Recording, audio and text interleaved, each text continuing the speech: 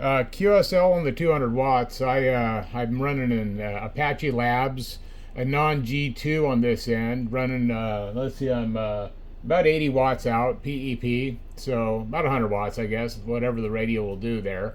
But your radio sounded excellent today. Getting a nice clear copy. Good sounding station. Yeah, copy that. That's great. I have an antenna which is a long wire end fed. It's not matched, but I do have a 9-1 balance. And I recently raised it up because it was pretty close to the ground. Now it's a little bit higher, maybe 15, 20 feet. So I'm glad that's coming strong in Ida from October. Yeah, QSL. Yeah, no, like sounding good. Kind of a short hop to California, but it's doing a good job. Sounds good. Yeah, actually, just kind of getting this radio. I've had this radio for a little while. Haven't used it in a bit.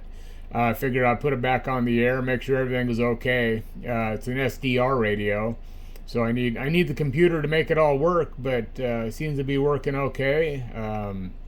I'm using a DX Commander ground mount Signature 9 antenna with it, so my antenna is flat on the ground. It's a vertical, so it's got vertical radials for each band there, and I've got one tuned for this band, so it seems to work pretty good for being on the ground anyway. Roger. Yeah, copy that. That's great, only for 80 watts. I'm going to check it out. You said your radio is an Apache something. I didn't quite get that. Could you repeat? Over.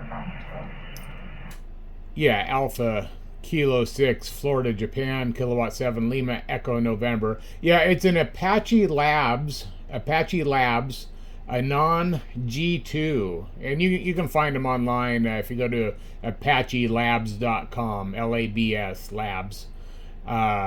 It's a software-defined radio, and it just hooks up to the network, and I fire up a program on my computer to access everything, and I got a nice panfall scope or a spectrum scope to allow me to see the band. And anyway, love the radio. Works great.